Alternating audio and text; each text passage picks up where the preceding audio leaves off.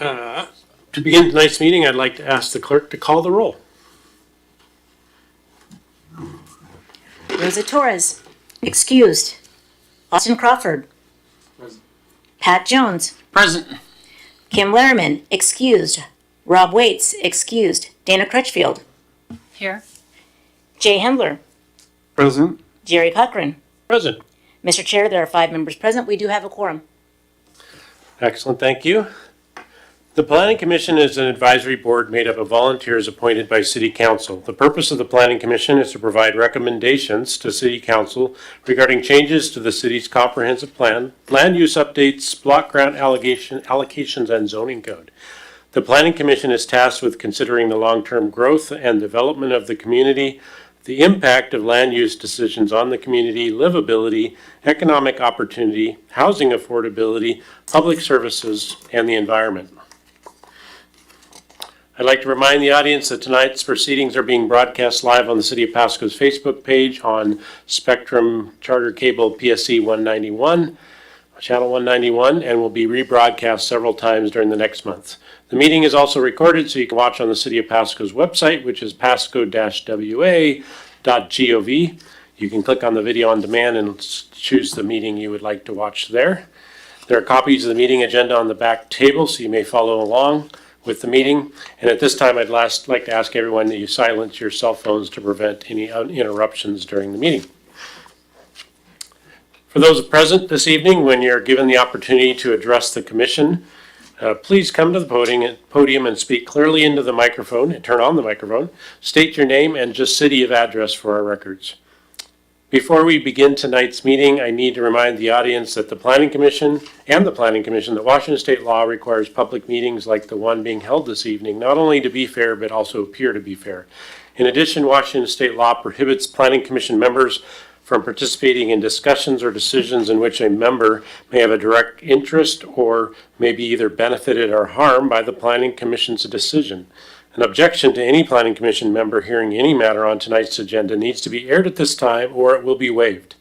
First, are there any Planning Commission members who have a declaration at this time regarding any of the items on the agenda? And I think we established, Director Mattson, that even if we live in the district, we can discuss and vote on this issue. Yes, that's correct, because this is considered a citywide legislative change. If it were a project-specific action and you were like a neighbor to that action and commenting, I think we'd want to have a chat beforehand. But since it's citywide and planning commissioners and city council live in the city, we wouldn't get anything done otherwise. So you are safe to vote on this. Excellent. Thank you for that. So there's no declarations at this time for commissioners. Second, is there anyone in the audience this evening who would object to any Planning Commission member hearing any of the items on the agenda? Let the record also show that there were none declared. We as the Planning Commission need and value your input. It helps us understand the issues more clearly and make better recommendations to City Council. Furthermore, in many cases, your input here at this Planning Commission meeting is your only opportunity to get your facts and opinions placed into the official record the City Council will use to make its decision. I encourage you to take full advantage of this opportunity.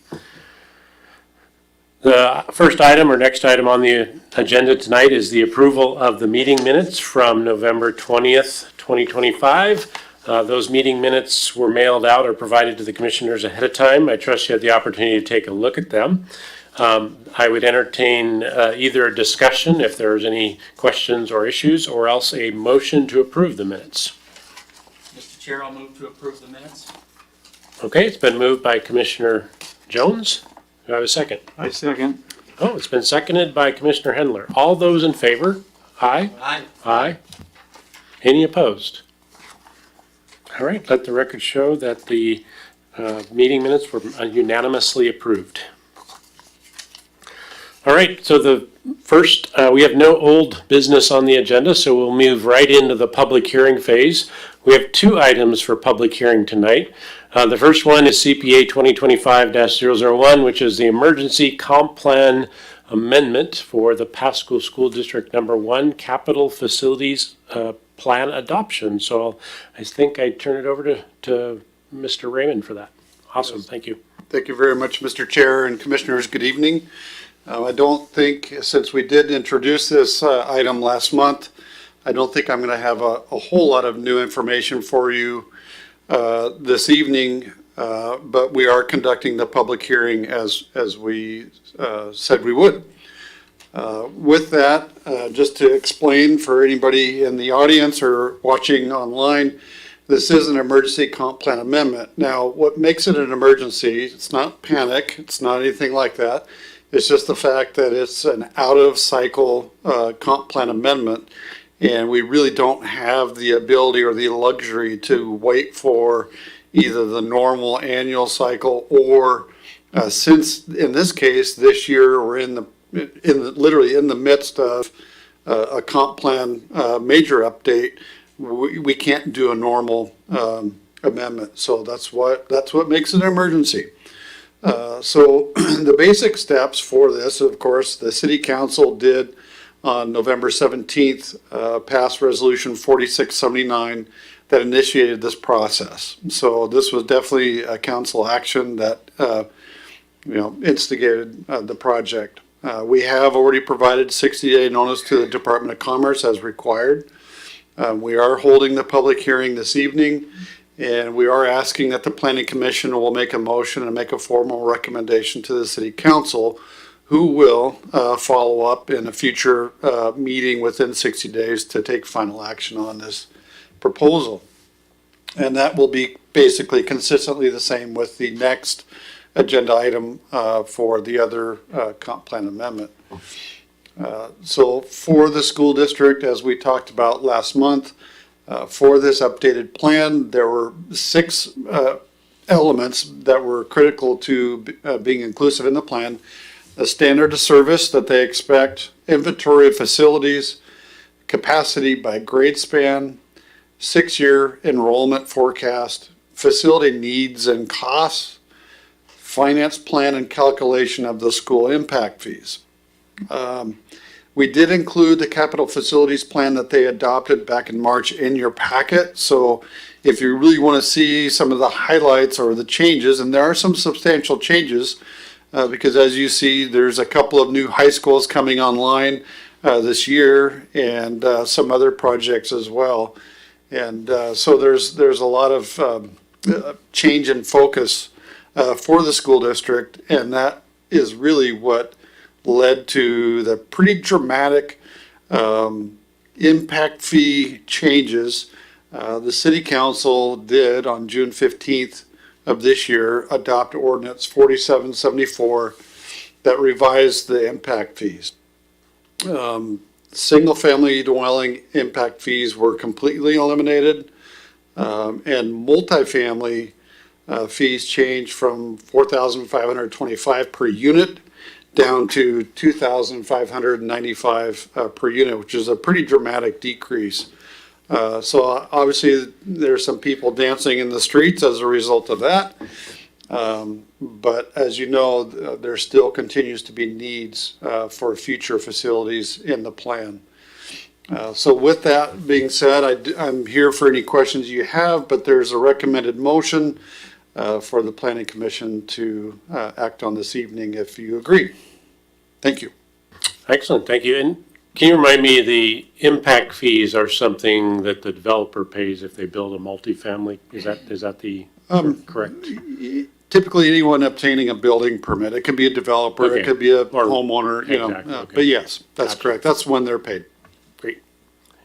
Commissioners, are there questions or clarification on this from the commissioners? Go ahead. I just have a Okay, Commissioner question. On the Crutch. impact fees, what was the reason behind them being lowered so much? Is there more money available in other sources to do what the impact fees were getting done, or what was the impetus for that? I think just basically recognition. I mean, obviously they do have a number of funding sources. Impact fees is one, bonds, levies are another. But really, they just completed some really major projects. And so now the focus for the upcoming facility needs is just really in a different direction.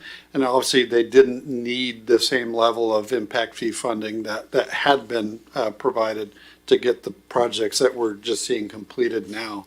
So that's the reason why the impact fees were decreased. Thank you. There also has to be a direct nexus between new student population that's coming forward. So it doesn't, they're not looking at it for the whole city's population. It has to be the new student population that new development is bringing on. So they have very strict rules at the state level, how much they can add. If they want a new high school, they can't just up fees for new developers and say, hey, you're going to take on the full burden of this new high school that maybe is provided for existing deficiencies. It has to be directly related to new development coming in at the state level. And I seem to recall last time too that we talked about last month on this, that it was also the issue that if you look at the growth projections, they're going to start leveling out, but the most growth is in middle school, and that's where they need a middle school. And then there's also the determination that I think and correct me if I'm wrong, but the general sense is that middle school populations tend to be more multifamily, less single family, and so there was just some demographics and statistics that they're able to determine why it's for multifamily versus single family and where that population needs to go. And if you look at the population projections, they start to flatten out at 19,000 for a number of years, so that makes total sense. So Yeah, and all of that being said, even the multifamily impact fee decreasing to the extent that it is clearly a sign that the funding, the situation is just changing, so. any other questions from the commissioners? Okay, then I'd like to open the public hearing, and if you're here to speak on this item, please go ahead and come to the podium and state your name and city of address. Anyone here for this item for public hearing? I think you guys are here for the other one. A second time, make a second call for anyone here for this item? And we have nobody online, correct? That's correct. All right, final call, and we will close the public hearing on this item. And so commissioners, if there are no further questions or comments, I'd entertain a motion. It's on your page 4, or I think, you got a question? No, I was going to. Oh, make a okay, motion. go ahead. Mr. Chair, I move that the Planning Commission recommend the City Council approve Comprehensive Plan Amendment CPA 2025-001, incorporating the Pasco School District 2025 Pasco School District Capital Facilities Plan into the City of Pasco 2018 Comprehensive Plan by addendum. Thank you, Commissioner Jones. Do I have a second? I second. Okay, you beat him to the punch. We have a second by Commissioner Hendler. All those in favor? Aye. Aye. Aye. Any opposed?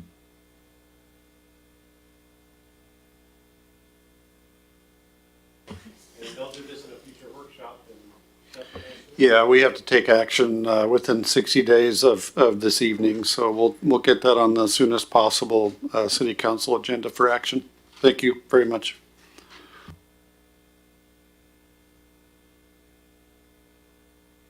Next item on the public hearing agenda is CPA 2025-002, Emergency Comp Plan Amendment, the Residential Density Amendment.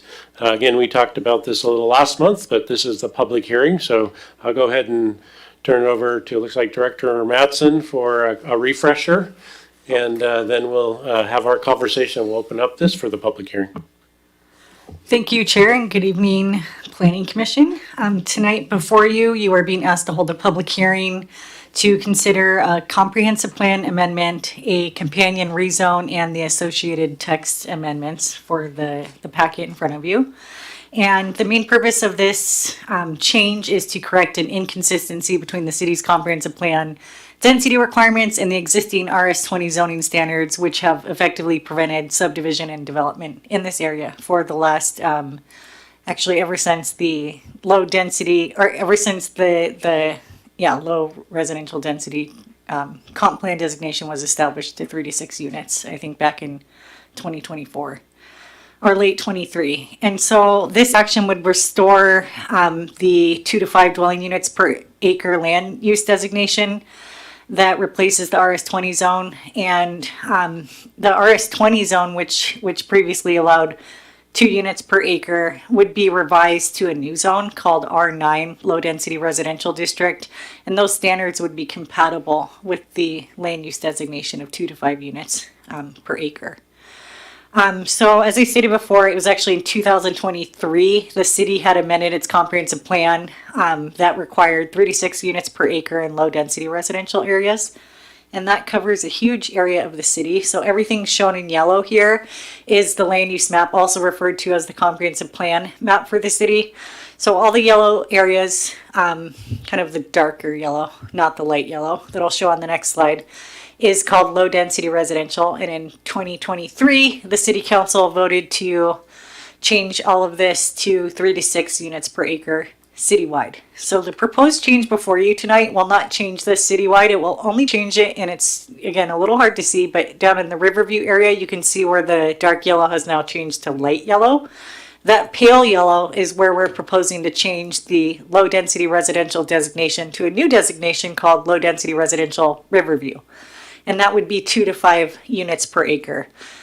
The 2 units was suggested for this area because there are extensive areas within the Riverview area that are far away from city sewer services. So it's not easy for a developer or property owner to, make money off their property and develop because they're so far from sewer. It would be way too expensive to say, hey, do you have a couple $1 million laying around to extend sewer? So the 2 units per acre is a pretty low density for inside an urban environment.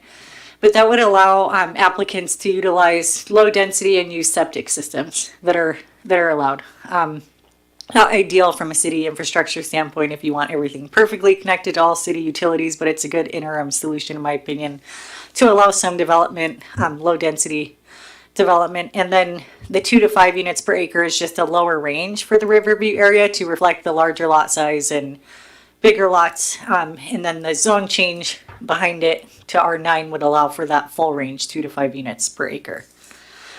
So continuing on with the presentation, the RS zone would still allow for 20,000 square foot lots. And currently, and many properties rely on septic, as I touched, and there's a regulatory framework. So what this proposal does is the comprehensive plan amendment restores the 2 to 5 dwelling units per acre only in these portions of the city that I'm showing. And then there's a new zone, as I mentioned.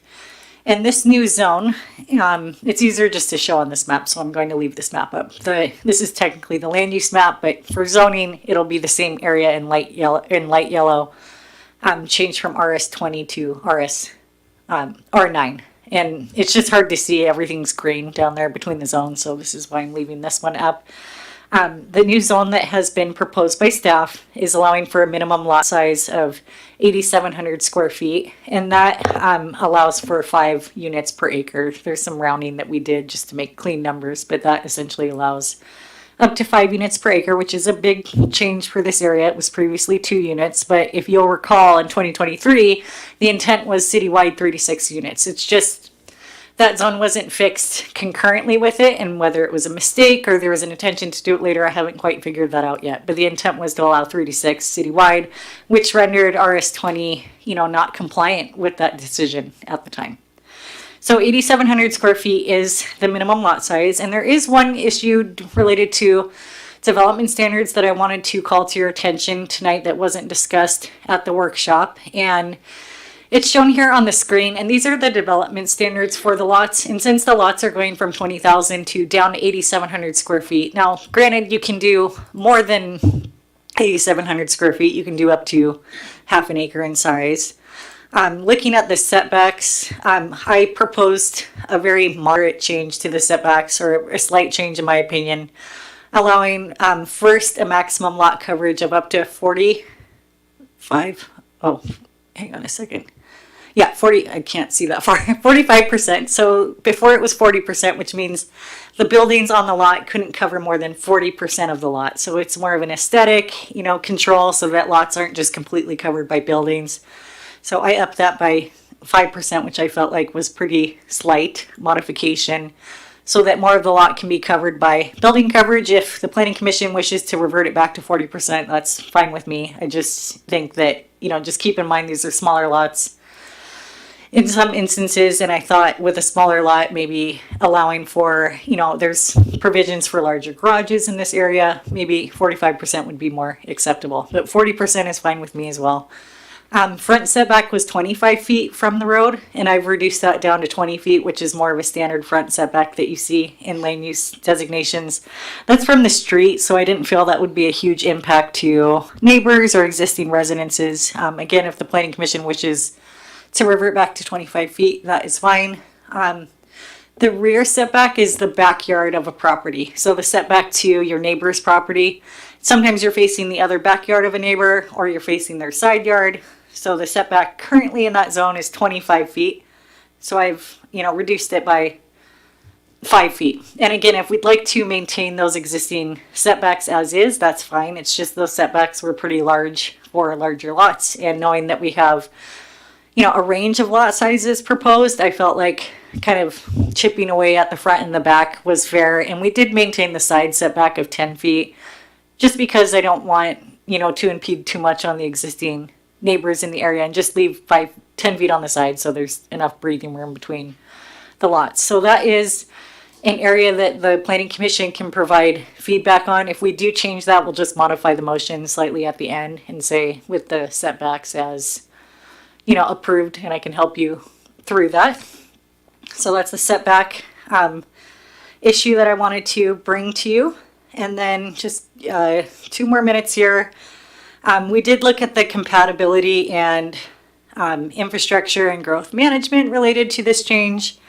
And we believe that with this change still, it maintains a low density residential character in the area. 2 to 5 does sound like a lot just for an area that's used to 2 units, but in the scheme of things, it's actually pretty low density for an urban environment. This allows transition through the setbacks and design and landscaping because we've maintained pretty big setbacks for this zone still. And then the zoning that is proposed 2 to 5 as opposed to 3 to 6 citywide, I believe aligns a lot better with the actual sewer and septic limitations. And then this also positions Pasco for state housing law compliance. We are going to be looking at density citywide. And I did spend a lot of time at the workshop prior talking about missing middle housing, which is housing between single family units and apartments that the state will require cities to have everywhere. I'm hoping we don't focus the conversation too much on that tonight because that's not what is being approved right now. The middle housing implications will be thoroughly covered with this group, I would say by Q1 next year, where I will explain the state is requiring this and there's really not a lot of ways out of it, unfortunately. So I would like to focus on this as a step 1, and then we can deal with the second issue when that comes. So tonight there's a public hearing. This is getting pretty technical, but we have like 2 different applications at bay tonight. One is a comprehensive plan amendment to the land use map. One is a zoning amendment to the zoning map. And I guess the third that I've bundled with the zoning amendment is the text amendment. So with that, I'm requesting 2 motions at the end. One for the comprehensive plan amendment and one for the text amendment. And I was not as polite as Mr. Raymond and did not include it in the PowerPoint, but it is included at the end of this staff report and I can help walk you through it. So with that, I'm happy to answer technical questions, not political positions on it at this point, but technical questions prior to opening the public hearing. Great, thanks for that description. Commissioners, Commissioner? Just to clarify, you said that the text modification, that's the modification of the setbacks. Is that your? Yes. Okay.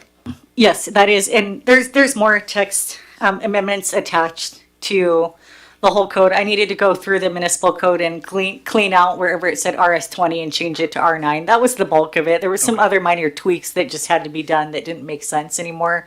But the bulk of the changes was me going through, the 100 chapters in the code and changing RS20 to R9, and then the development regulations that I showed you on the screen as part of that code change text amendment. Gotcha. Just confirming. Thank you. Go ahead, Chair. Commissioner Adler. Or go ahead, Commissioner Crutchfield. I didn't see you. I missed last meeting, so I've had a lot of reading to do and note-taking here. So for notification purposes, since you're calling this renaming, but to me, it actually seems like a code change. Yep. Then, does the code require notice to property owners so that they know before a public hearing, so they have the opportunity to see how this will affect them? This is a significant change. I think it deserves full consideration of the effects, not just for the development community, but for the residents and the property owners within this area. So I don't know if the code requires that. I know in the past when this was done, and it was done a while ago, but actually the city did mail out to the property owners, comprehensive plan details and so forth. It's probably even easier to do now with, computer and being able to get those notifications out.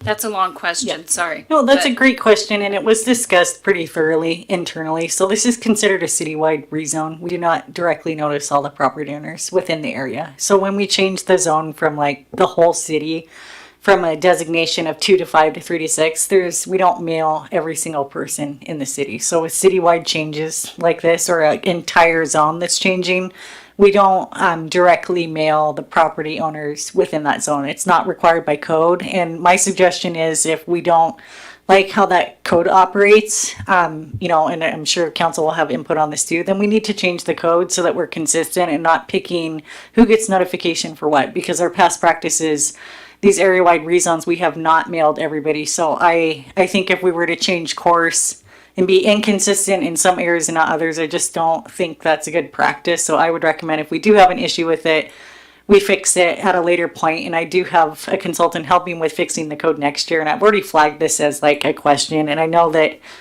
it's something I dealt with at the last city I was at. You can go either way, but are you mailing property owners for every change every time? Then people start ignoring notices. It's just, our code doesn't require it, is the Yeah, way to say it. okay, And so we thank- did not. Yep. The answer to my question, the code did not require it. Okay, I have more questions, Terry, but, so you mentioned that this didn't appear to be a significant change to an urban area. But I feel like it pretty much is quite a change when you're talking about the ability to place like a triplex in existing neighborhoods of people who have invested properties with a certain expectation. And when the city annexed these areas, that was a great concern to many of the people, most of the people that lived in Riverview. In fact, there was a huge public hearing up at Track, and the city really assured them that those things were going to be taken into consideration. The preservation of that way of life, so that you don't just come into neighborhoods that are already established. Maybe there's a vacant lot without any notification to those homeowners, property owners. A developer, pops in a triplex. I have a question too about the law, I guess, from the state. So is this is it a mandate that if you have a piece of property, you have to do what the recommendation you're suggesting? Or could a person still put a single family home if they so chose? Or do they have to meet that criteria? All very good questions, and I will just clarify, I did state that for an urban setting, I didn't think 2 to 5 was, a huge density increase. To clarify, for this area, it is a big change. Yes. Two units per acre going to 2 to 5, that's over Huge. doubling it. So I would like to refine what I said, and I think you make a good point. It is a huge change for the Riverview area. What I was trying to relay is that City Council prior had adopted 3 to 6 units citywide. So that to me there's an assumption that at least that area would be 3 units or so, and that the current zoning didn't match that. But yeah, this is a huge change for for the area. And the range at the comp plan level that I'm proposing be adopted is 2 to 5. So in theory, this zone could still just allow 2 units or 3 units or 4 units or 5 units. So this was, direction I received from city council to move forward with 2 to 5. I know the development community and some property owners, not all, but the property owners who want to develop feel like they can't do anything with their property and don't have property rights, to fully develop it. So it's just one of those things where not everyone will agree on it. But yeah, I agree, it is a big change. For your comment related to triplexes, those are not allowed in the zone right now. This zone is a single family zone. So currently, minimum lot area is 8,700 to 20,000 square feet. And as you can see on the screen, development standards, permitted uses is 1 dwelling unit per lot. Where we're going to see the triplex requirement is the missing middle housing later on, and I almost regret alluding to that at the previous meeting, but I do like to be transparent that that is coming, and it's citywide in all residential zones in all cities in Washington. So it's called a ban on single family zoning, and that was HB 1110. So it's not as new to me because I came from the west side and already dealt with this, so I need to be a little more aware of that it's just a newer concept here in Pasco and not brush over it. But I came from a city that was wanting to look for ways to prevent it and ban it, and the state has built it where there's no loopholes. Like there is a safeguard provision in the code that I've been asked to look at by a council member, and I do plan to look at that with the consultant. If there is a safeguard that Pasco can use for a certain area, I will 100% bring that forward and offer my opinion. If you do safeguard a certain area, that means you're pushing density somewhere else, which, people who are getting the density aren't super happy about that. But for now, triplexes are not allowed. It's only 2 to 5 units per acre, 1 home per lot. And then there's some accessory dwelling unit provisions that Pasco allows, but no triplexes are allowed currently. And so there's no minimum. In other words, if you have a piece of property and the state law says you can put 2 or 3 or 4 or whatever, but the person wants to put only a single family home on that. Yes, they want to put they can. one. They've got an the state acre is saying lot that's the or- max. So you can. You can develop Yeah, it. when the state says you can have middle housing up to 46 units per lot, that means you can have 4 to 6 per lot. That doesn't mean you can't have one. Like the ban on single family zoning means the city That's can't what I'm say trying to get you at. can only have single family here. The city can say you can have single family plus XYZ. So that's what I mean by ban on single family zoning. But that is something to we'll clarify, cover it's next an year. option, not a requirement as far as the state. Yes, it's optional. Right. And It's optional for the person who owns the property. It's not Okay, optional that- for the neighbors if the property owner next to them wants to do it. Thank you. I think hearing from a council member prior at a meeting quite a while ago, he asked, what if the city just elects not to do this? I mean, I know that it's been said that they're gonna have maybe less grants or that kind of thing. I mean, I know that if it's under 25,000, they're not going to be required to do this, but I know Chair Cochran, in reading some of the minutes from the meeting, there's a lot of frustration in the state mandating what we can do here in Yes. that regard. And I think this conversation might be a little more appropriate outside of what's going on here because this is related to missing middle housing and what the state is requiring that we do. I appreciate your question and I'll say it now and I'll say it later when we talk about it. I don't recommend that approach just from a fiscal standpoint because I think I haven't seen, I would love to see one city do it just to see what happens to them, but not us. But I have not seen a city go against the state with this mandate yet. I don't think anybody has done it or found a loophole, and there's probably a lot of cities that are concerned about this. I just haven't seen anyone, so I would, you just don't want to be the poster child with that kind of thing. If Pasco did, I would just assume it's a risk, and I'm risk averse as far as I don't want to lose money for our residents or our city or infrastructure. So that's my opinion, but I'm one person and I'm the CED director. I'm not the city manager or councilor voted in or anything, but just my initial thoughts is I'm thinking it's probably not a good idea. And if you just look at the myriad of state bills coming through, it's all reducing parking, allowing more housing. It's just, there's multiple bills going at this. So I just think it would be an uphill battle, honestly. But Okay. I'm happy to address that in more detail next year when we talk about missing middle housing. One of the last things I wanted just to say really quick on this, since I did miss, I was thinking about Riverview and higher density. So I wrote this down and I felt maybe it's better accomplished where the site is unplatted and it's larger than a lot or two. Then you can have design measure, providing some degree of separation. One really good example is Ivy Glades. Ivy Glades is pretty, it's higher density, but how it was planned and it fits, it isn't look like it's just plopped down in the midst of neighborhoods. So some of the lots along the river here that would be affected, and there are several empty lots.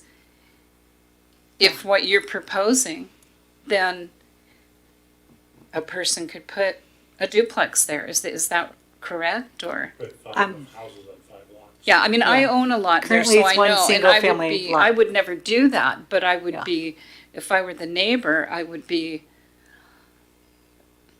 most upset that, it's urban, it's not like we're way out on the blocks with 30, 40 acres and cows and so forth, but it still has a different flavor. Yeah. And people have invested in that. I feel that this deserves a lot more consideration and talking, and also letting the property owners in the area know. Because there really was no way, they're just a little newspaper ad. I know you're not bound to do that by code, but this is a significant change. So anyway, I'm sorry, I've dominated the conversation. thank you. That was a few things. I still have more, but You didn't get to Good talk feedback, about last thank time. Any other council, Commissioner Handler, I know you were gonna say some things on this too, right? I did Ivy Glades. I developed Ivy Glades. And there was no sewer out there when we first started, and we knew what we were getting into. Just a matter of information there. But I believe tonight's meeting is about trying to bring into alignment the comprehensive plan and the zoning, which right now they are two ships passing in the night. They both have different requirements. And that's the basis for tonight's conversation. That's how I read it, and I read the whole thing here. And I think that I'm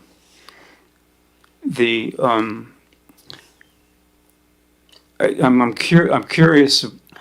So I don't have a problem with the density as it's being suggested in this conversation tonight. There will be, in my opinion, substantial conversation with what the state wants to do, and we'll talk about that later. And I will have my ducks in a row when that conversation is appropriate, because I'm going to have a real problem with it, much for the same reasons that you're talking about. As I understand it, if you want to do a sewer, as I understand, the code requires a minimum of 20,000 feet. If you're not and you can't be within 200 feet of a sewer system. Is that correct? Is that going to remain? Yes, I believe 200 feet. Huh? Yeah, I'm not sure what you mean by 20,000. 20,000 square foot lot. For a septic? Oh, lot That's what I size for read in here septic anyway. is half acre or more, but we wouldn't do more than half acre because that would be Yeah, lower than 2 20,000 units feet, per that's acre. half acre. Yes, yes, so if you have a bigger lot, 20,000 square feet, you are able to use septic per the Ben Franklin County Health District, and if you're So did I less say than that, you something can't wrong? use. 20,000 foot minimum if you want to use septic. That's correct. Yes, minimum I don't need to get into 20,000. details, Yes. but is that Yes, yes. basically the hip shot? Yeah. So 2 units per acre is why we started so low, is so you can utilize septic. If you get to 3 units per acre, you're not allowed to use septic. Right, I can do the math, I understand that. Okay, great. Okay. So anyway, I'm gonna approve, I'm gonna vote yay for tonight's, for tonight's motion. But I reserve my comments for the meeting we'll have coming up after the state sticks their 2 cents into this thing, because I'm gonna have a real problem with that, and for a small community like Pasco. So, anyway, thank you. Chair, point of order, at this point, before we open the public hearing, I appreciate it if we just have technical questions and discussions. I believe if you're like stating your stance, which it's fine, I just, since this is such a political topic, I want to make sure we follow the rules Yeah, where. I think Yep, thank to you. Commissioner Handler's point is we're here to discuss the misalignment issue Yep, and not the politics of the state, and I think that it's good that we've deferred that, so. But I do think even in the misalignment issue, I think it's not clear to me, to me, it feels like the minimum we need to do to create alignment is not well understood. It seems like it's just 3 units per acre.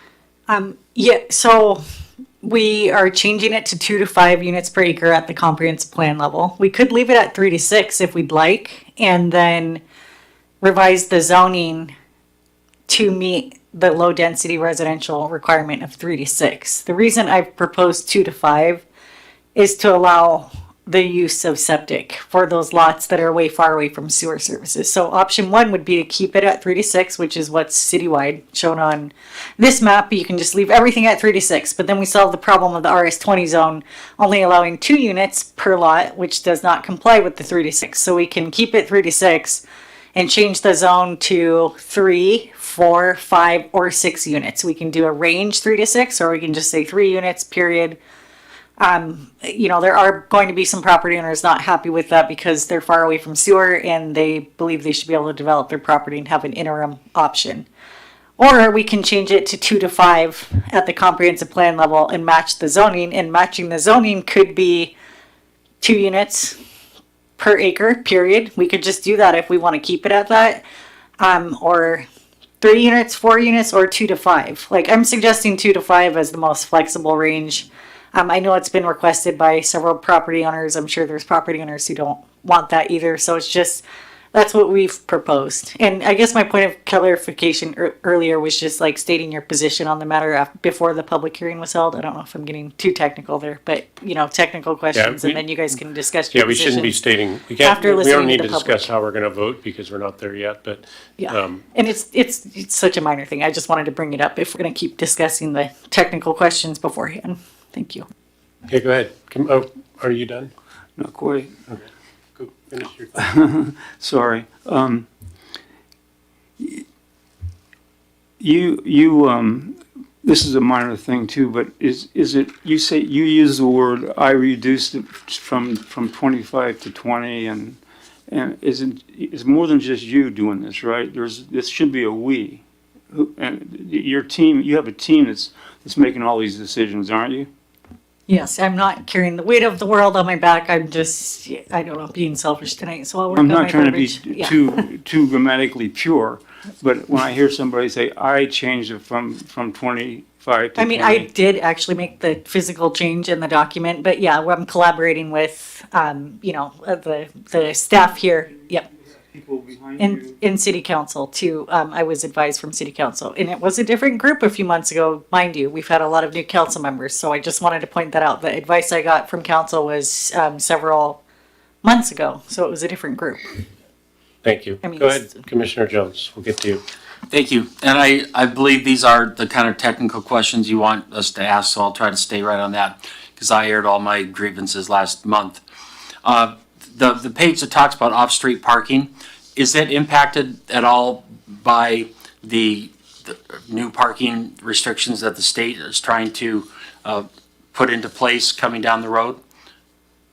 Yes, that will be revised when the state regulations come forward. I believe that there are just reductions coming at the state level, 0 to 1 spaces for most uses. And off-street parking requirements, I don't believe will be required at the state level. Until then, everything that we have in place now will be what is in Yes, place? I made minimal changes to the zone, knowing that there'll be a citywide change to parking and missing middle housing coming up, soon, next year.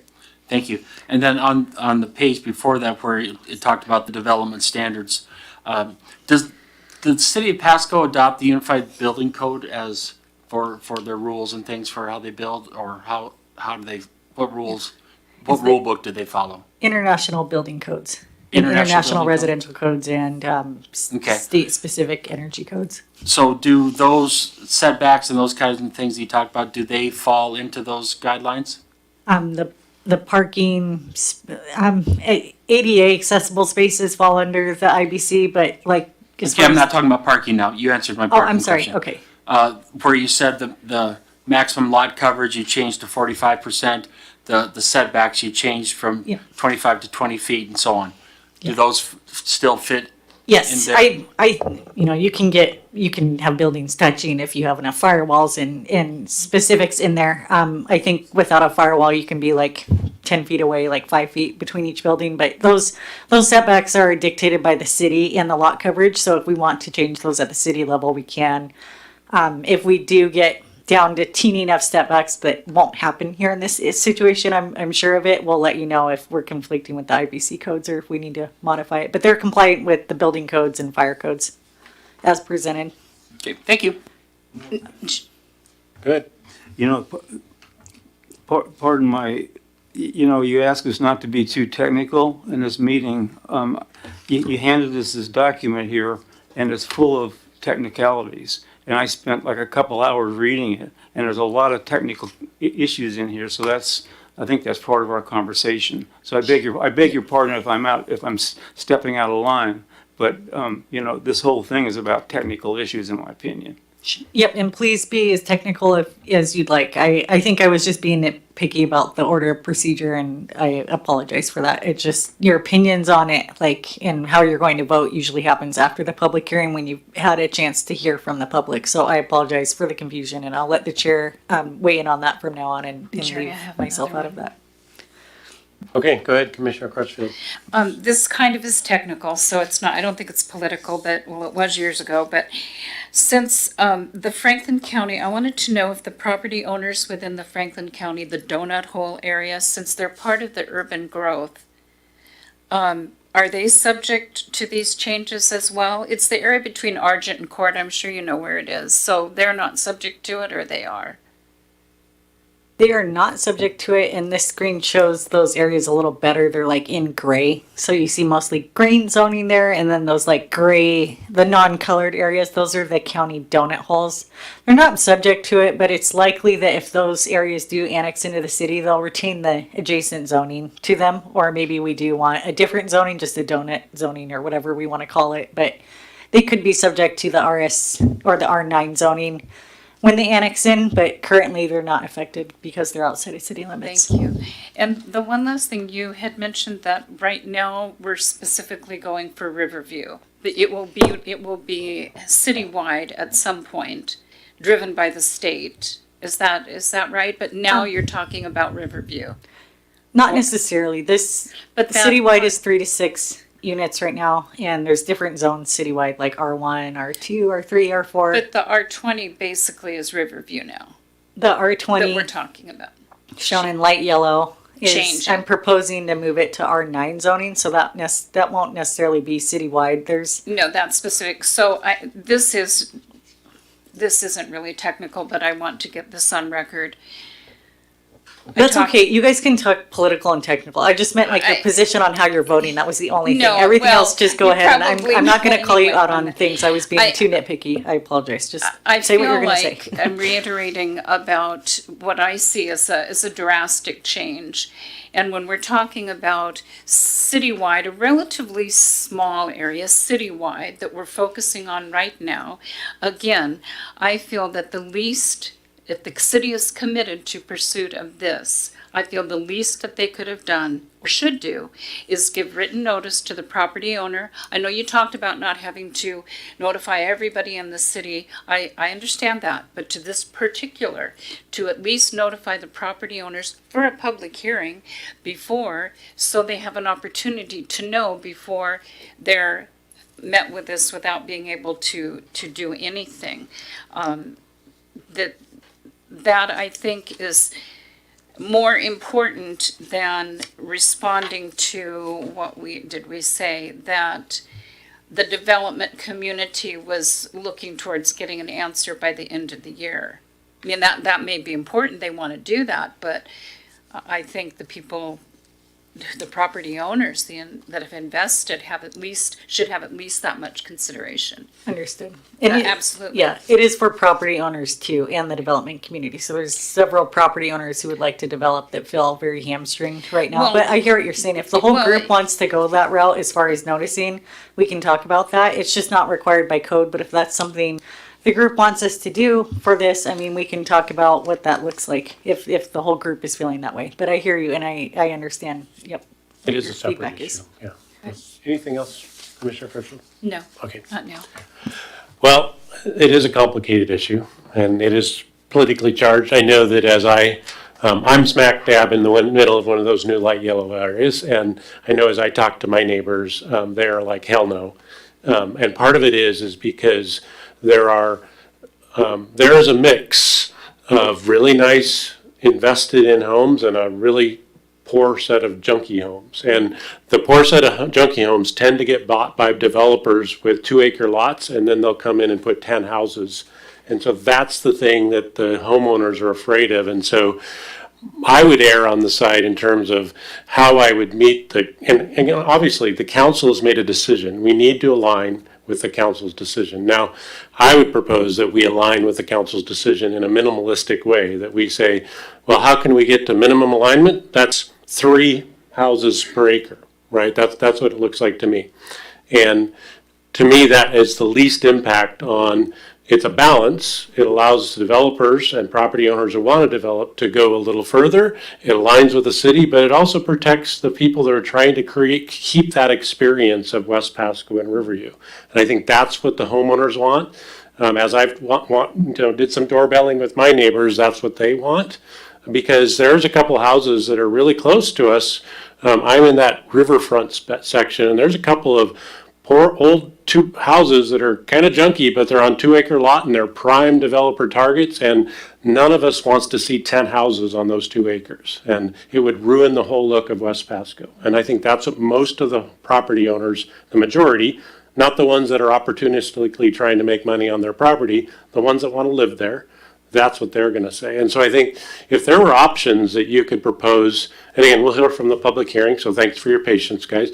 But I think if there were options that meet the council's mandate, because we're here to do that, they've made a decision, we're not going to go against that, but allow us to strike a better balance to what the homeowners and people that enjoy the style of living, as well as allowing some more flexibility for people who do want to build. I think that would be a better option. And things like 8,700 square foot lot, I lived on an 8,700 square foot lot in Seattle, and it's not fun, and it's tiny. And so I just don't think that's not the West Pasco Riverview experience that people are looking for. So we got to find a better way of balancing that in my opinion. So I don't know if you have any ideas, but I think that would be a better way of meeting kind of what we're trying to do here, because we've got to align with the council's 3 to 6, and if a way of doing that is moving it up to 3, then that'll do it. So that would be my thought.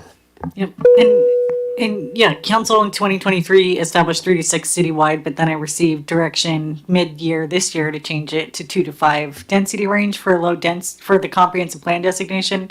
The zone could be 2 to 3 to still be compliant under that umbrella. So 2 to 5 is an umbrella, and then you can fit different zones underneath. And just keep in mind, Planning Commission is making a recommendation to City Council for approval. So, we like it when usually the decisions align at both levels, but if they would like to do 2 to 5 or revert back to 3 to 6, this is a pretty big dynamic discussion, so I appreciate all the feedback. But yeah, we could do, I would say if we did 3, then just keep in mind property owners wouldn't have the option to utilize septic.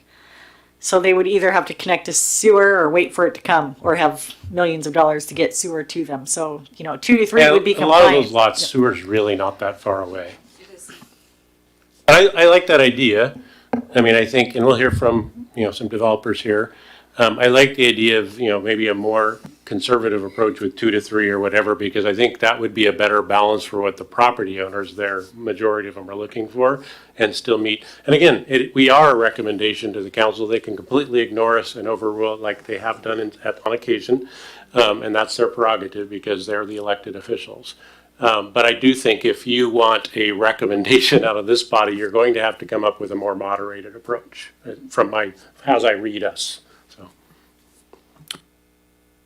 from the commissioners, go ahead. Just that I totally agree with what Commissioner Chair Cochran said. I've lived here for, it's hard to say how many decades, but a long, long time, decades. And I've seen some of this kind of discussion before. And I think respecting some of the people that have invested and, as you mentioned, is really, really important, rather than just having them surprised by, some development that is going to really be detrimental to them. And we could talk about all the things like the off-street parking and how, you're going to have cars parking all over the street, and it's different than Seattle. It's different than that climate. We are different, and most of us don't want to go back or don't want to go to that. Thank And you. all the things that go along with it, potentially. Thank you. Thank you, Commissioner Crutchfield. Did you have anything else to add? I agree in the notion of less density here in this area. I lived in the city for years, and I understand the dynamics, the planning dynamics in the cities. That they're increasing every way they can to get more people in those cities. Eliminating parking requirements, eliminating all kinds of development standards that restrict development. We don't have those problems here yet. And I'm just saying, I agree, we need to work on not becoming too dense here, making it a livable, fun place like it is. Anyway, I'll shut up. No, thank you. And thank you. I guess this is a passionate topic, and I think we are going to now open it up the public hearing, because I know we will have some more passionate opinions on this, and we'll open up. So we'll go ahead and open up the public hearing. If you're here to speak on this item, please come to the podium, turn on the microphone, and state your name and city of address for the records. Anyone? You just came here to watch? Okay. Well, I will offer a second time. If you're here to speak on this item, please come forward. All right, the third time. Hey, we will close the public hearing here. I thought you guys were here to talk on this item. Darn.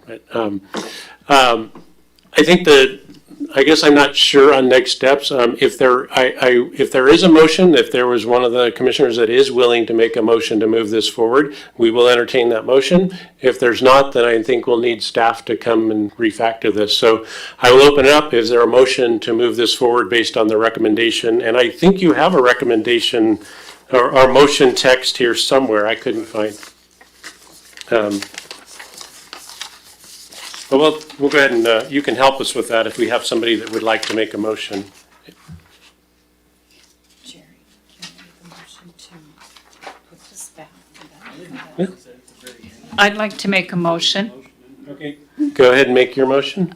I'd like to make a motion for, to us to revisit this, I guess, for staff to give us, put down in writing some of the things that we've talked about and potential, changes or what have you, but at least to do a little bit more research and discussion on this before there's any recommendation from us this evening. Okay, it's been moved by Commissioner Crutchfield that we send this back to staff for revision and reconsideration. Do I have a second? Second.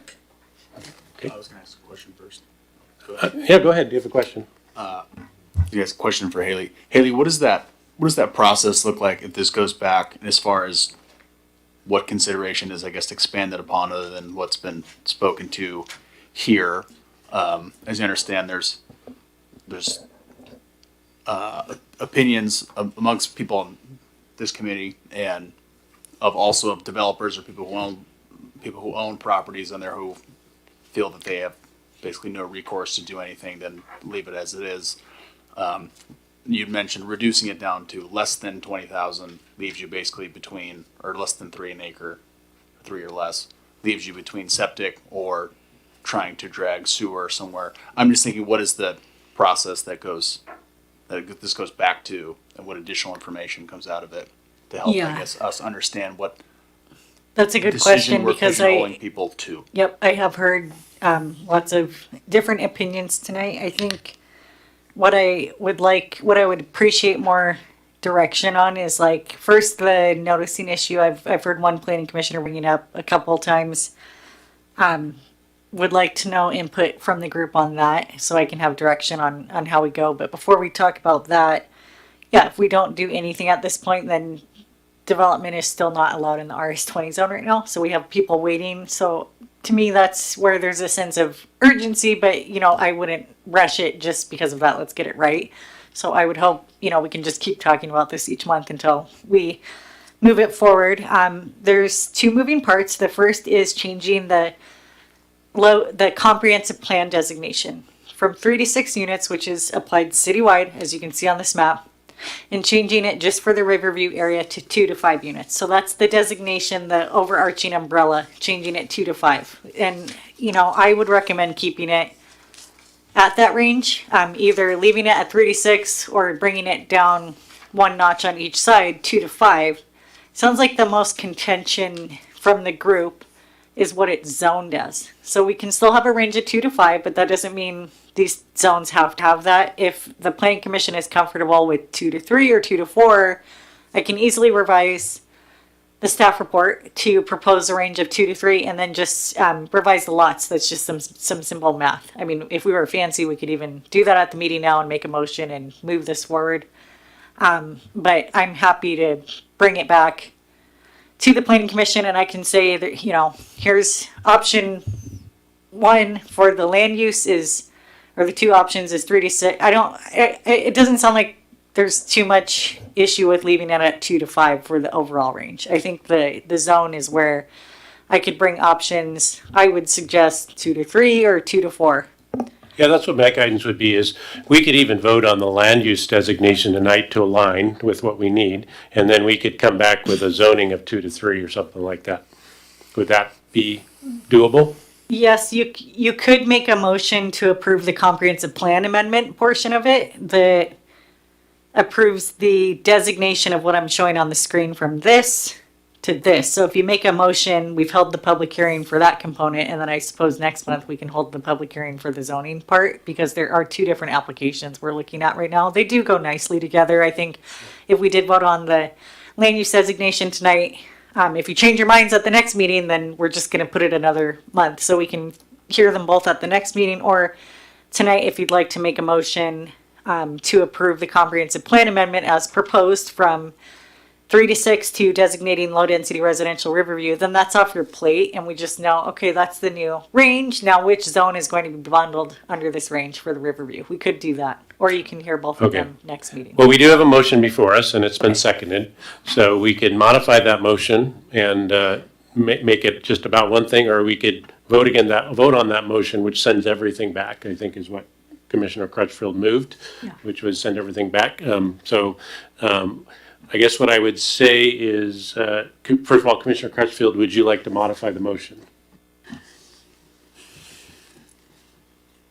And the modification might be to accommodate what Director Miller's, or Director Matson said, which was, let's get the land use comprehensive plan thing done tonight and then go back on the zoning. Is that what you, it's a complicated Yes, issue. I that's wanna make correct. sure I think sending it all back might just be easier, to be honest, just I- because then we're not like, I don't see what it does time wise, other than it just We- knocks one we'll thing off your still stop for- checklist, but yeah. if you guys wanna keep to that for the No, no, I next think meeting, that's just what I know would do I is won't I'd just, emphasize that much, yes. I think I'll just move forward with Commissioner, Yeah, to answer your question, I'd rather not modify, because I feel like it is so important, and if you can give, option 1, 2, like you mentioned before, there are some details that you can come back to us with, and we can share with our neighbors and so forth.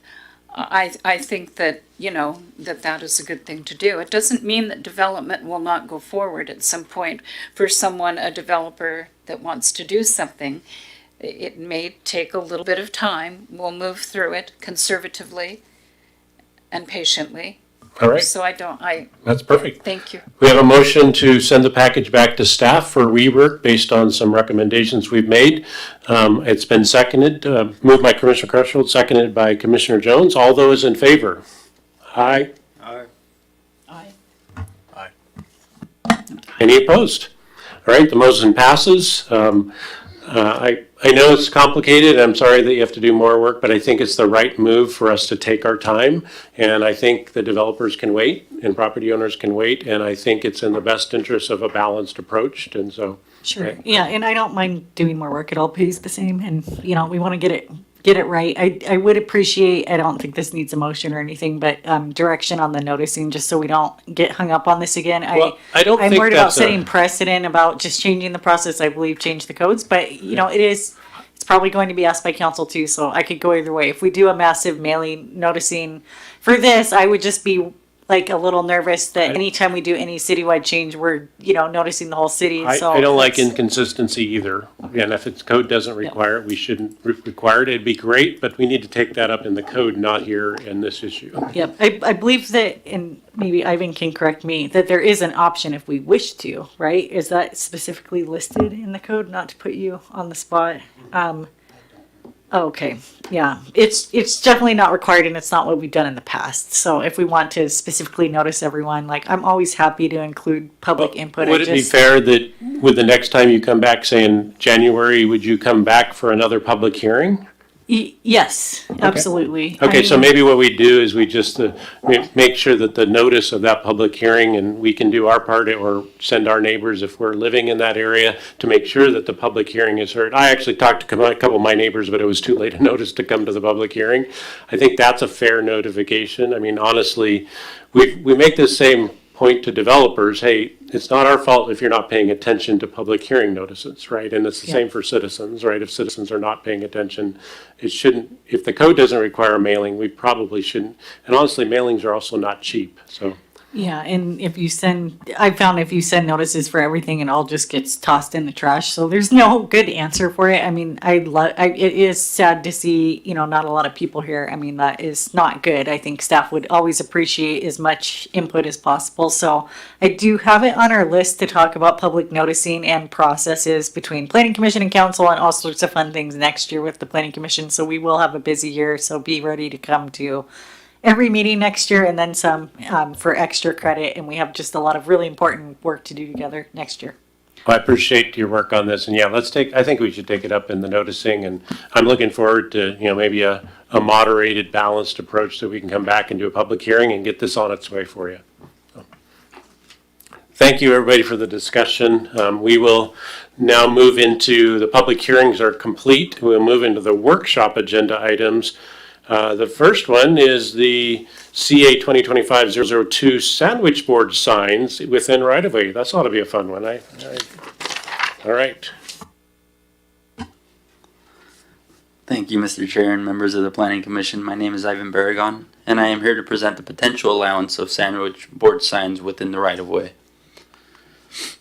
The current proposal directed by City Council applies only to the downtown overlay district and a 300-foot buffer around it. The 300-foot buffer is shown in pink, and it would be applicable to that area within as well. The intent is to allow these signs along business frontages, ideally in the area between the building or parcel and the curb, within the sidewalk or in an unimproved area where no sidewalk exists. A depiction of this concept is displayed on the screen. So the blue outlined area indicated where it'd be permitted at, for example, 415 West Lewis Street.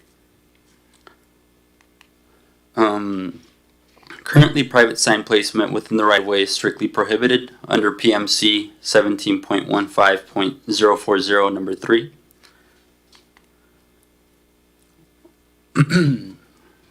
By code, these temporary signs are currently allowed up to 6 square feet in size and up to 4 feet in height. On the screen, you can see how placement on a corner lot would work at the proposed furthest point from the intersection. While this may seem restrictive, there are 2 important considerations.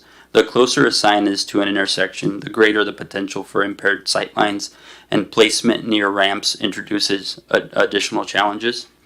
Signalized intersections versus stop-controlled intersections differ, but the code does not have a one-size-fits-all approach, which is why the standard is proposed.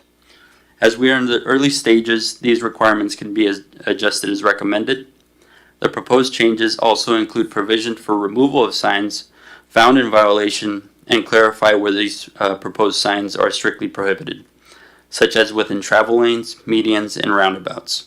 While some of this may seem obvious, enforcement can be difficult without clear code guidance, and even with it, compliance can be challenging.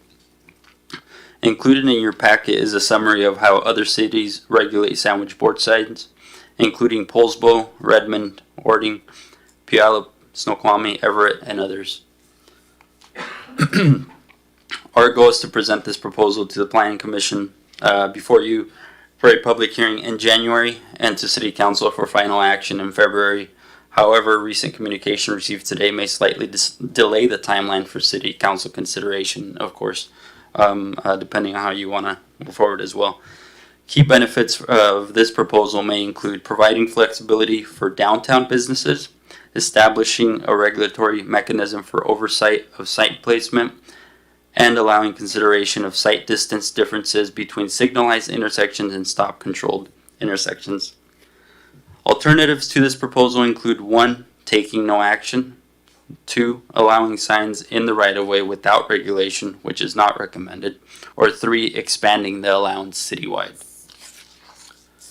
At this time, staff recommends the Planning Commission provide input or ask questions regarding the proposal and schedule a public hearing for formal consideration at the next Planning Commission meeting on January 15, 2026. Suggested motion is included at the bottom of your report, 3rd page. I hope you can find that. Thank you. Thank you. I didn't know we make motions at workshops, but that's okay. I think we can, right? I thought you guys just do it. Yeah, that was my mistake. I added that to Ivan's staff report, and I was in public hearing mode, so you can ignore that motion, and please forgive me.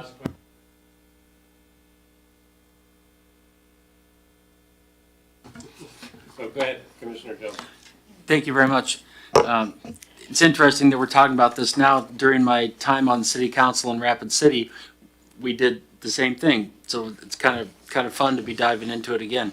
Maybe that was a sign that I was supposed to be here. Sorry, that's bad. So the thing that seemed to we kept coming back to was the impact of signs on ADA and sidewalk width and accessibility. Consistent sidewalk width throughout downtown and wherever they're at, may or may not be the same throughout everywhere.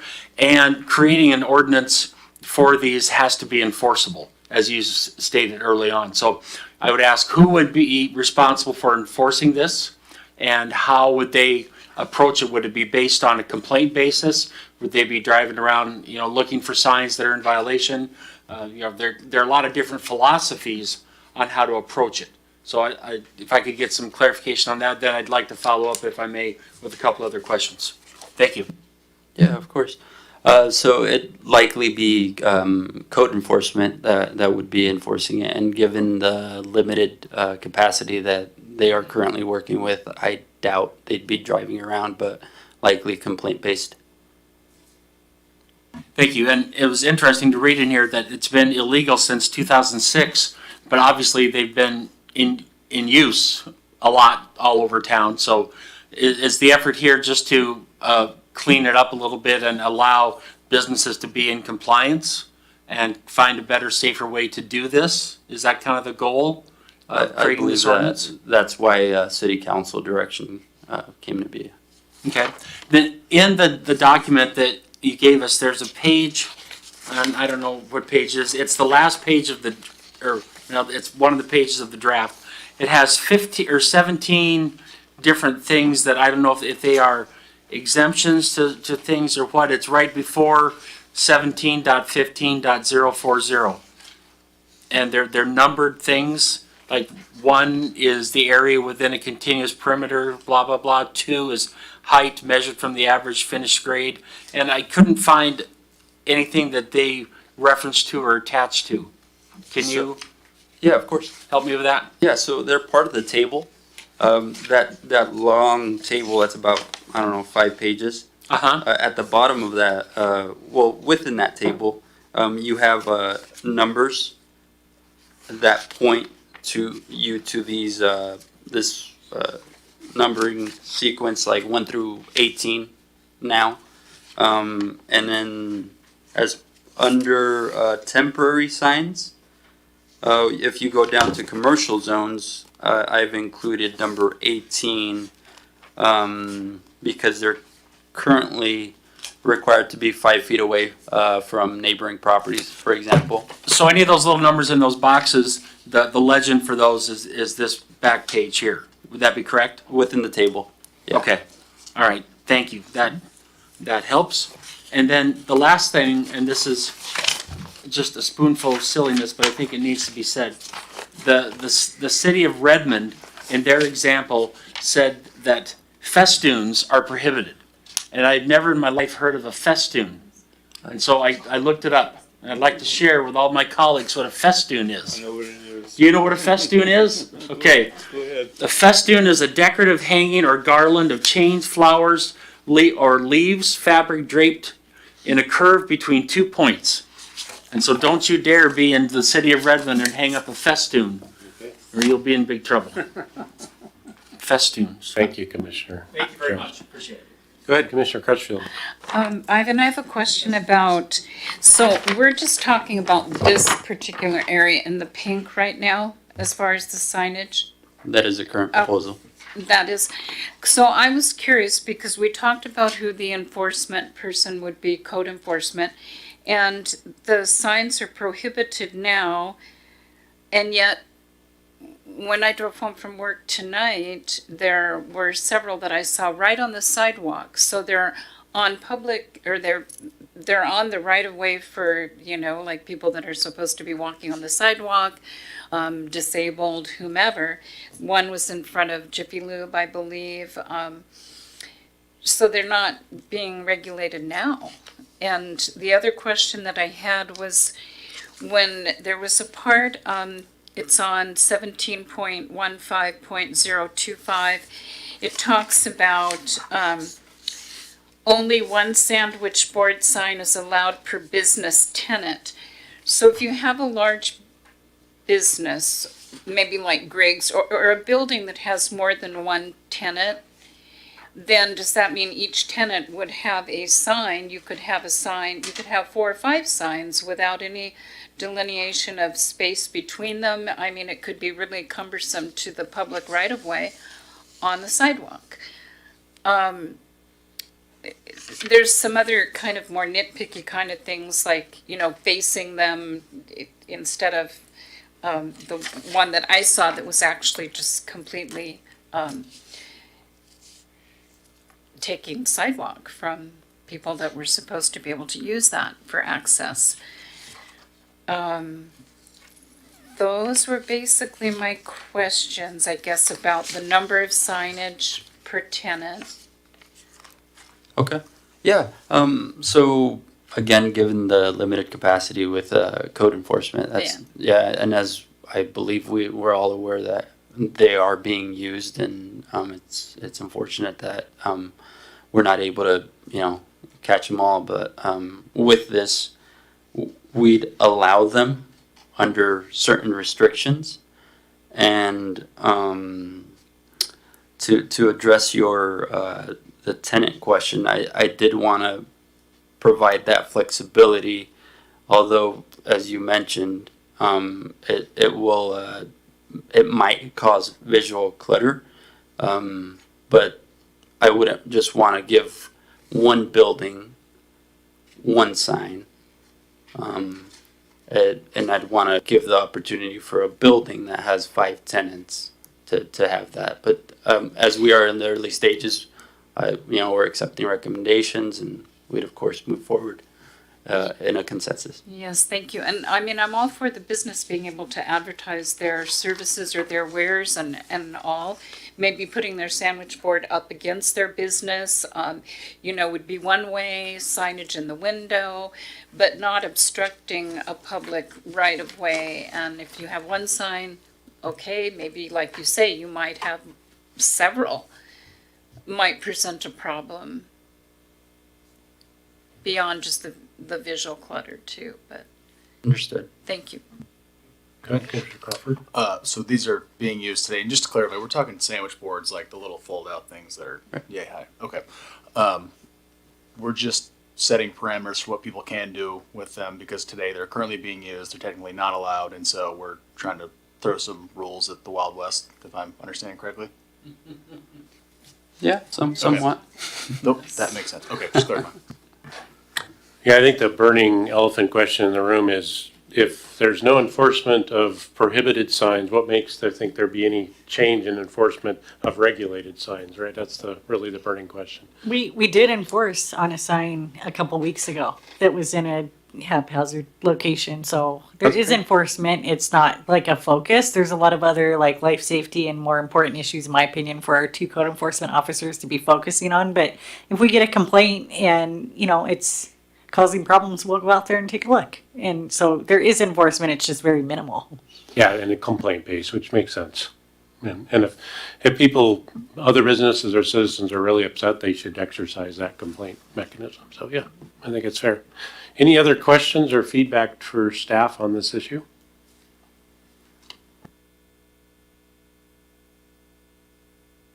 All right, well, no motion needed. You guys can, I guess you come back in January then? Yeah, that's the goal for a public hearing. Thank you. Last item on the workshop was a comprehensive plan and economic development discussion. And so I will turn it over to Director Mattson. Thank you, Chair. And this should be a lighter topic for discussion. Everything's been a little technical tonight. So we have different elements that make up the city's comprehensive plan. And one of the elements will be the economic development element. And so we have consultants working on it. We've had internal discussions on a lot of the pieces. So I thought each month I'd bring you a workshop item from here till the end of next year to start just discussing your vision. And there's no pressure tonight. Don't feel like you have to have all the answers. I just wanted to share with you the internal meeting we had with some staff that have been here a while, and then with our friends at the Port of Pasco, Stephen McFadden. Yes, so he was in the meeting too, and then we had some economic development specialists in the meeting, and we had a lengthy hour-and-a-half meeting, and we're just discussing our dreams for Pasco and what is and this does couple with the comprehensive plan too and our vision for the city, but economic development, this is what the focus is. So I'm going to go through this presentation pretty fast and just hit on the strengths and weaknesses that we hit on for Pasco. And then at the end, I was hoping for your feedback. Did we miss the mark completely? Do you guys want Pasco to be a bedroom community, for example, with no commercial, or do you want us to go a different direction? So I'm going to go through it quickly, and then I would love your feedback. And if I get new feedback from this group, I will relay it to the consultant while we're building the plan. And our plan for the economic development is to set a roadmap to implement it later, and not just these aspirational, like we want to be the best in the world. We want to have more specifics that say, our goal is to develop an implementation strategy for economic development in Pasco, and something we can just keep building on and using. So it's less fluffy and more like concrete, and we can use this for Pasco. So I'll go through the main points that were hit on. Retail and commercial gaps. It's no secret that the other 2 cities in the Tri-Cities area do have a lot of the retail base and the shopping. If you need a pair of jeans, you're not likely buying that you don't have a lot of options in Pasco. You're going to go likely to Kennewick or Richland to go buy your pair of jeans or a new work outfit. So there is a limited retail base in Pasco compared to other cities. And then there is a need, and this is a question too, what you guys think of this is, for high-end destination retail experiences. It would be great if I'm just looking at it from an economic development standpoint, if we had a key use, like a Cabela's or a Trader Joe's, not saying any of these are coming, but it just seems to be the things people really want. Cabela's, Trader Joe's, North 40, crispy cones, that's actually in Pasco now, but just a unique use that brings people from the other cities to Pasco. So they're not likely driving here to shop at Walmart, because there's a Walmart in Richland and Kennewick. So a unique use that brings people physically into Pasco for that use. And then while they're here, they're probably gassing up, they're grabbing a cup of coffee. So from an economic development standpoint, do we want to try and cater to these high-end uses, or, just fancier, like a Nordstrom Rack would be nice. And in my personal opinion, I don't know about professional, but, just like those kind of stores that would bring people here specifically in Pasco where they maybe wouldn't make the trip otherwise. So with that, we have an opportunity to expand shopping and dining and entertainment uses that would go around those uses that are bringing people into Pasco that aren't necessarily here. And other uses would be like a Dave & Buster's or like a, family fun center, just something here, bowling alley, just things that people are traveling to Pasco specifically to use. And then we noted some of the challenges, like there are healthcare growth long-term needs, like there's a lot of hospitals in Richland right now. We do see clinics popping up around Road 68, but there's some healthcare regional needs for this area that would cater better to people on this side of Tri-Cities that I've listed. And then retail market gap, I've already mentioned that. I guess I mentioned it again. And then commercial growth opportunities, just again, like a diverse retail and mixed use. Like we do have a lot of fabulous uses along Road 68 in Broadmoor and in our downtown area that are fabulous for the community already, but just like a more diverse mix that people could use. And then healthcare, I'm not sure why these are just repeating themselves, but bear with me here. So a need for more trauma-centered hospital in West Pasco is listed. And then here's some more healthcare, different patients seek care in Richland when possible, but if we had a West Pasco area, we could serve that community.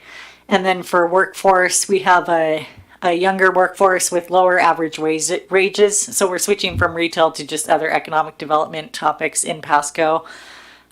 We have a higher share of immigrant population, and Pasco's, I think, awesome in the fact that we are super diverse. I believe 55% of the community is made up of Hispanic population, which I think is super cool and unique to our city and is a fabulous component to Pasco and makes us unique in that sense. But then there's a need for different facilities, like the AIM Center, and that is a big project the Port of Pasco is working on right now that is catering to aerospace manufacturing. Nothing's set in stone yet, but their idea is to advocate for a different type of economic base. So Hanford over in Richland tends to have more people with PhDs and higher degrees, like higher pay in the community. So we'd like to have our share of a range of, we have a great industrial base and a range of wages, but the high-end wages is what Pasco is lacking. And if we could tap into the Western market with aerospace industry and maybe take some of those uses from the West Side Everett area and create a synergetic use here, then Pasco could have its own unique, Hanford, but aerospace style, higher paying jobs. So that's an idea, is to get higher paying jobs, and then those people move to the community, and then they're spending their money at our local businesses and shopping downtown. So that has the effect, for economic development. So that would be one of the ideas there. And so I blew through that very quickly, but I guess more retail. We definitely have our fair share of residential uses. But what is your questions tonight, without making this too technical, is just what is your dream for Pasco? What do you think people want to see, and what are your ideas related to economic development and just life here in Pasco? Thank you. No, I think it's great. Why don't we go down the line? You start, Commissioner Jones, and we'll just work our way down. And Thank you very much. As a new person being here a little over 2 years, I might have a different look at it than people who've been here a long time. But the thing that I see missing from the city of Pasco is a fine arts venue. The Tri-Cities doesn't offer any kind of a genuine fine arts venue. There's enough people in the area to support it. There's enough upper level employment jobs type people who support those kinds of events. But when all you have is the Toyota Center, no offense, but to offer things like Man-I'm Steamroller and those kinds of things, that doesn't cut it. So we have an opportunity there, I think, would fit into that nicely. That's my one thing I'd like to add. Thank you. Anything to add, Commissioner Handler? Well, I'm going to go way back. Way back machine. I think, and I've said, I know I'm talking against the wind here, but I still think we our greatest asset we have forgotten, and that's the river. I've done myself personally plans where 20th Avenue would come down from the airport. You'd have hotels there. You'd have recreation and business and swimming and water skiing and a harbor there directly across from Clover Island. Take that dike down. I know I've heard everything you can tell me about the Corps of Engineers, but nothing ventured, nothing gained. But I think the greatest asset we have, we've sort of turned our back on. And I used to tell Gary Crutchfield that all the time. Gary, why you got that colored gray? That whole area across the bridge, and he'd shrug his shoulder. But anyway, that's just a little seedling. That's a great point. That was going to be one of mine. I'll turn it over to Commissioner Crawford. I think it's all going in the right direction. I would say more so than like a hope and a want. It's a pretty well necessity at this point for the city of Pasco to pick up more retail. I know their infrastructure needs are growing pretty exponentially. We're growing pretty quickly as a bedroom community and always have, but those don't really drive much for tax dollars. And we're talking about impact fees for schools. I think City of Pasco has one of the highest per capita student populations, which is great. That's a lot of kids, that's a lot of houses, a lot of infrastructure. But if we don't have retail and dollars to feed that, then we're kind of stuck. And so I guess I don't know where this, in the context of this meeting, goes, other than we give them a rah-rah, yes, go help, do more.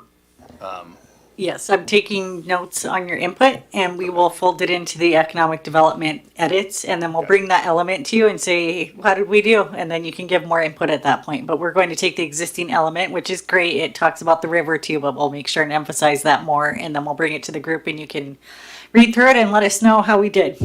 Yeah, okay. Then, no, I think everything in alignment. Commissioner Crutchfield, do you have anything to add? Not really. I think those are great ideas. I think just, compromise or being really aware of our great assets that we have here that make us unique, like the river. I agree with the retail and trying to bring that in, but also making sure that we have the roads and all that to accommodate all that when you're getting to the store and trying to get there at 5:00 at night and everybody else is going up Road 68. But I think, we have the water park, different things that, we're always going to be different than our other communities, but if we can kind of work in synergy with what they have and what sets us apart as being different, I think we're in good shape. Well, I would just make a point that it flywheels quite a bit. We talk about healthcare, we talk about new jobs, we talk about higher incomes.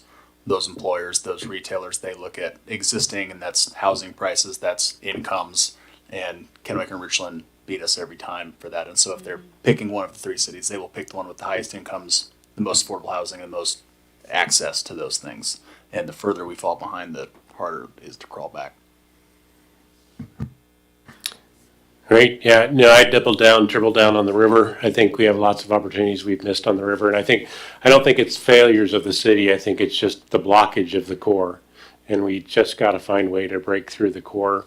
I was just with the Secretary of Energy who did the Ice Harbor Dam with the Corps of Engineers General, and I'm like, dang, we need to like go beat him up about getting his act together with working with the Corps, because we are just so roadblocked with the Corps to do anything in the river. And I think part of it is just maybe we need to make a more concerted effort with council members or citizen groups to just put more pressure on the Corps and the administration, because I think it's blocking us on so many ways on the river. So the other one I would add to this, I think you're a bunch of ideas, is, one of the things is bringing in the higher wage jobs, thinking of things that we could specialize in, like the city of Richland. They went after the research district up in North Richland, and it hasn't actually been that successful, but it has been a little bit successful. There's been some big companies like Atkins Realis, and you've got the lab and some other big researcher, and you've got Wazoo, of course. I think if we pick some specialization areas, like one of the things that comes to mind, I'm in the field, but there's a big need for data centers and data center land. If we could take on a special project, I'll tell you, data centers in Richland are a poor proposition, because Benton REI and the city of Richland suck at power. They have poor power problems. We don't have those power issues with Franklin POD, and data centers need power. And so I'm not saying that's the answer, but kind of identifying some special target kind of business or areas that would bring in those high wages might be, that's what some of the other cities have done, like Richland, and it has brought in some of those higher wages. So I don't know what that thing is for us. I don't know that we need to build 100 Dairygold plants, and they're not high wages, but I do think some things like that we could target for strategic kind of targeting and saying, hey, in the example, data center providers, Amazon, Microsoft, Google, whoever, you want to come in, Franklin PUD, it doesn't have the same problems they have across the river with power. Come over here, don't think about Richland, right? Because Richland, we're dealing with it at the laboratory. Richland is awful with power. They're out of power, they don't know what to do, and it's creating huge problems over there for development. So those would be I think it's great. Appreciate you sharing that with us. And yeah. Thank you.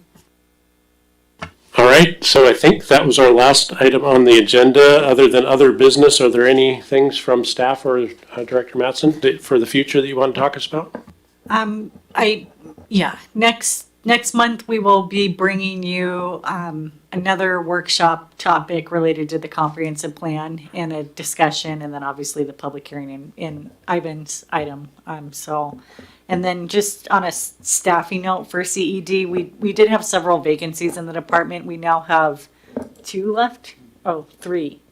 Well, 2. Yeah, 2 left. We have an incoming senior planner, which will be great, who will help with some of the workload. So we still have a planner 2 position that's open. So if you know of any planner 2s, and so that's open. And then a senior plans examiner will be posting next year. But we're getting close to full staff. There's been a lot of transition in the department and a lot of change. And our staff, the group we have now, is doing a fabulous job. And we are doing lots of updates to our permit system. So by the end of next month, we will be able to accept payments online, which will be monumental for the community and the applicants. They can pay for permits from the comfort of their home. And then by like mid-year, end of Q1, I'm guessing, we will have all the permits online. So you can do a fillable form. We won't have PDFs to struggle through and fill out. You can just go online, interactive, and do that. So I just wanted to make sure and publicly thank the CED staff for all of their work on that. And so we continue to cut down processes and remove red tape in certain areas. And, it's no fault to staff. It's just our processes hadn't been updated over time. If anything, I would say that's on CED management or previous management or current management. So we're just trying to help staff perform better with better tools. And the online system will also provide updates to people so they'll know where the permit is. That's a lot of feedback I've received from people is, where's my permit? And we have a tech who said, they're taking 4 hours of phone calls a day telling people where the permits are, and where the system will soon be able to tell them, like, Mr. Harpster, you've submitted your application and it's in Ivan's court and he has 16 days to review it. I don't know how detailed we'll get, but they'll know where their permit is and they'll be able to tell when it's ready to issue. And so I'm really excited about that. That is a big change, and we've been able to do it in a very short amount of time. I'd say, when we started this project, it was 5 months ago. The IT team here is fabulous, and we couldn't have done it without them.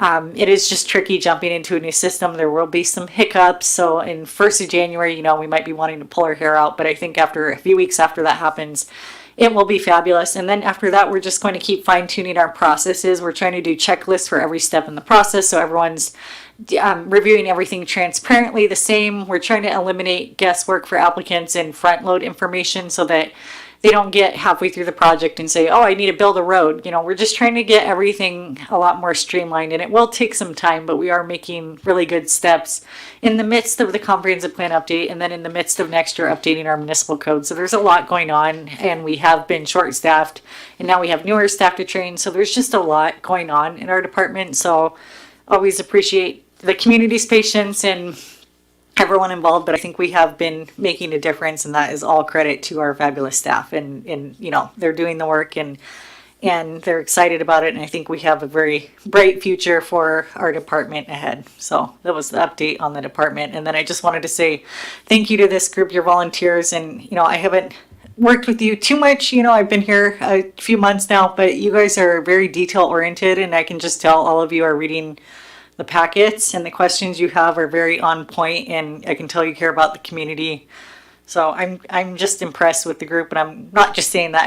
I've worked with a lot of public groups before, and I just can tell this group takes it seriously. So I just appreciate all of you very much, and yeah, that's all. Thank you. Well, thank you. We appreciate you and staff and all the work you do, and on behalf of us citizens in Pasco. So thank you for all you do as well. So. Well, with that, I will entertain a motion to adjourn. Motion second. Motion moved and, Motion second. all right, it's been moved and seconded. The meeting is adjourned at 8:11. Thank you, everybody, and have a happy holiday, Merry Christmas, and whatever you celebrate, and we'll see you in the new year.